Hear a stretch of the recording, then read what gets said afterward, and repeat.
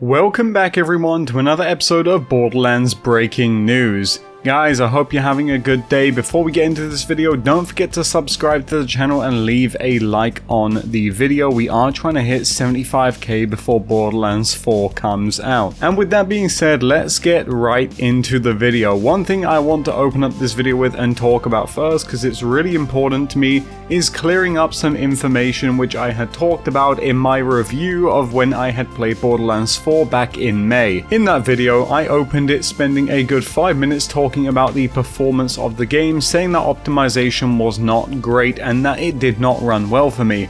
And since going to the Borderlands Fan Fest in LA, I have an update to provide with you guys after having hands-on with the game there on a newer build of Borderlands 4, where I am happy to report that the game ran buttery smooth for me. I was actually able to play the game without any stuttering or any frame drops at 120 FPS held. It did not dip below. It was extremely smooth. Now, for the sake of transparency, I do think there are some important things to bring up. First of all, I was not the only one that had a smooth experience. There were creators that also found it very smooth.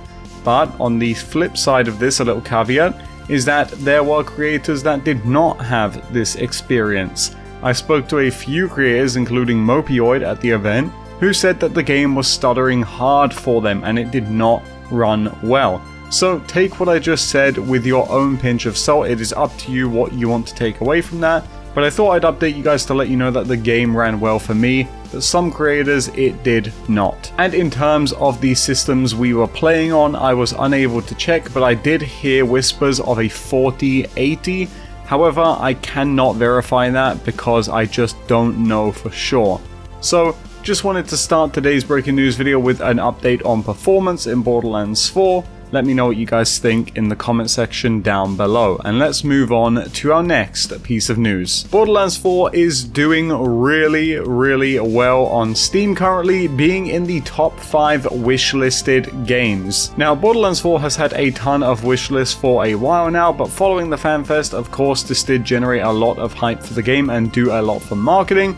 And as you guys can see on screen, this is the wishlist tracker for Steam as it stands, and Borderlands 4 is in the top 5. Not much more to say there, just something I wanted to let you guys know about in case you were keeping up to date on that as well. But speaking of Steam, if you follow me on Twitter, you know that I often tweet out news which I don't talk about in these videos, and one of them was that Borderlands 4 was set to have 2 sets of DRM.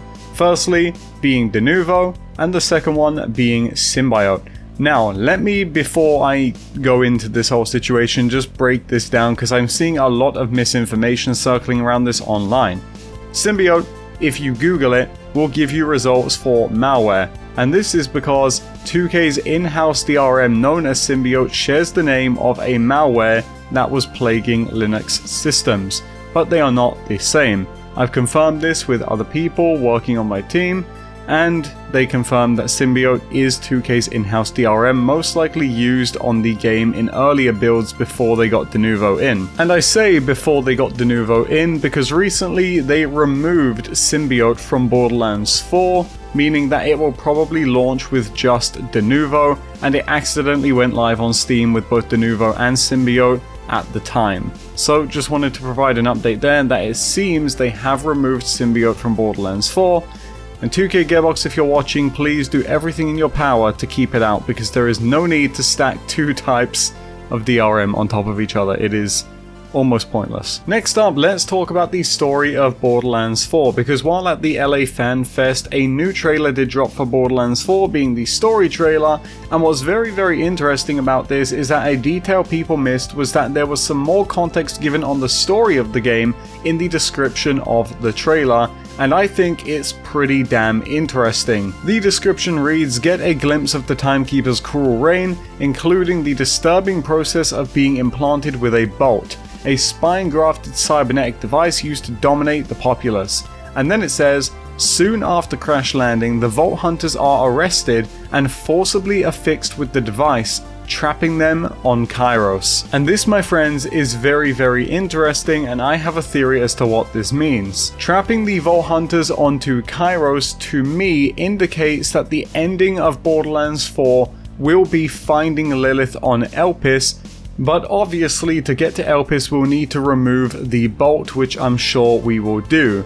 And for that reason, I think the end game of Borderlands 4 is going to be set almost entirely on Elpis. And I think this is a good way to separate early game players from late game players, basically restricting endgame to an area, or a planet rather, or a moon in the case of Elpis, to make sure that if you are up there, you're up there for a reason, and it's to do the end game of Borderlands 4. That's just my theory, but let me know what you guys think it means in the comment section down below. Now moving on, let's talk about a new weapon being revealed in Borderlands 4. Around a week ago, the community was given an opportunity to vote for the name of a weapon in Borderlands 4. It was a big community event, and you could vote every day on new weapons in this bracket style matchup, and the name of the weapon has been chosen thanks to the community.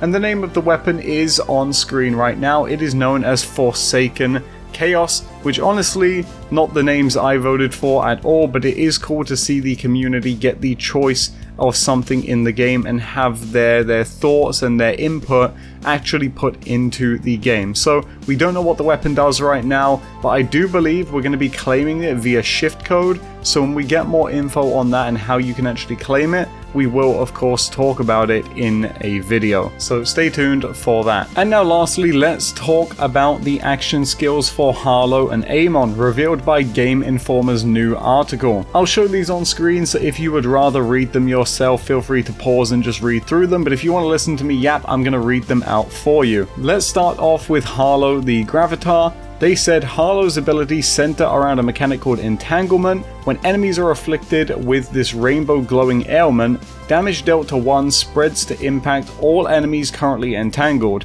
Her action skills apply in various ways. With 0 point, Harlow can use telekinesis style powers to lift an enemy off its feet and suspend it in mid-air. Then, Harlow can slam the affected enemy into objects, the ground, and even other enemies, with any enemy hit by the floater also impacted by the entanglement. Her Chroma Accelerator action skill lets her charge up an explosive unstable energy pocket that blasts forward, entangling any enemy caught in the line of fire or the enormous radius. Finally, Flux Generator sees Harlow drop a pulse mine that entangles any creature caught in the wide radius. So just off of reading that, it does sound like Harlow is going to play almost like a Jedi, and that is actually something they bring up in this article. Harlow is currently the character who I am playing on launch, but I am having some doubts. I do almost feel like I kinda want to play Amon, and we do get a description of Amon's skills here as well, so let's take a look at those. They say Amon's action skills lean heavier into melee and projectile gameplay, and his trait allows him to have a second action skill associated with each primary one. Crucible allows him to throw elemental axes at his enemy, with its secondary action skill giving him a multi-elemental throw. Meanwhile, the Onslaught action skill gives him a powerful flaming punch, with a secondary action skill seeing him slam a hammer into the ground to deal fiery AoE damage. His most unique action skill could very well be Scourge, where he summons a shield that can absorb damage and then pay it back to enemy with a projectile whip. In Scourge, he can also spawn a wall of fire that blocks incoming enemy fire and provides cover for you and your team. So Amon sounds very much like the Clawbringer from Wonderlands, but also with a mix of Athena from the pre-sequel, and I gotta be honest, the closer we get to launch, the more I start to wonder just how strong Amon is going to be. But I will say, being more melee focused with the shield, for example, charging into enemies, I do worry about enemies that can't be meleeed, because as we know, this is a big issue that has plagued Gearbox's game design for a long long time now. But we'll just have to see what happens when Borderlands 4 comes out. But guys, that's going to do it for today's breaking news video. I hope you all enjoyed it. I actually just put live channel memberships on the channel, so a lot of you ask how you can support the channel. This is a way you can do it. I believe it's $2 a month if you want to. It's cheaper than a Twitch sub. If you'd like to support us and help us keep making content on the channel, including wacky mods and information and whatnot, and get them out faster, please consider becoming a member. I'd greatly appreciate it. Guys, thank you so much for watching today's video. Let me know who you're playing at launch in Borderlands 4, and I will check you all soon for another Borderlands 4 breaking news video.